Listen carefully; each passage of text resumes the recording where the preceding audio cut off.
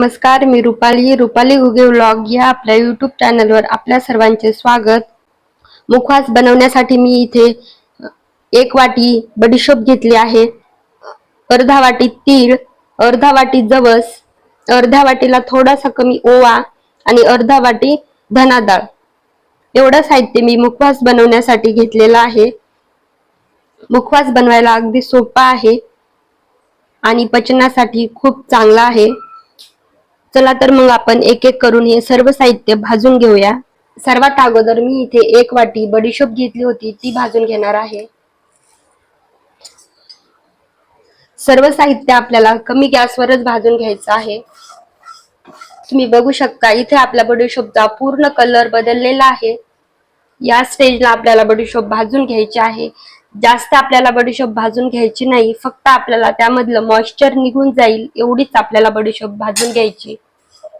बडीशोप भाजून झाल्यानंतर आपल्याला ती एका ताटामध्ये किंवा प्लेटमध्ये काढून घ्यायची आहे। आता मी पॅन मध्ये ओवा भाजून घेते, जो मी अर्ध्या वाटीला थोडासा कमी घेतला होता। तुम्हाला जर ओवा आवडत असेल तर तुम्ही अर्धा वाटी ओव्याचं प्रमाण सुद्धा या ठिकाणी घेऊ शकता।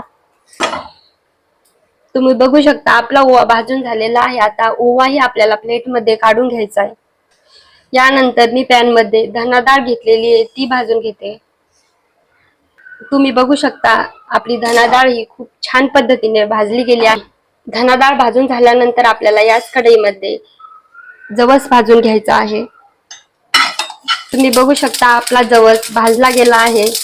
जवस तडतडायला लागला म्हणजे आपला जवस पूर्णपणे भाजला गेलेला आहे।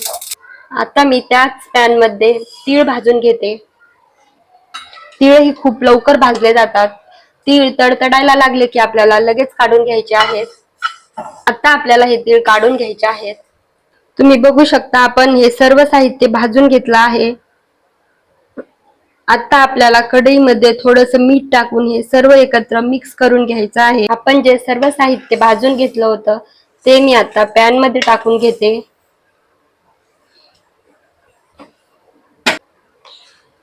आता मी यामध्ये थोडंसं मीठ टाकून घेते आणि हे सर्व मिक्स करून घेते। मीठ टाकल्यामुळे मुखवासला खूप छान चव येते। तुम्ही बघू शकता अशा प्रकारे आपला मुखवास तयार झालेला आहे।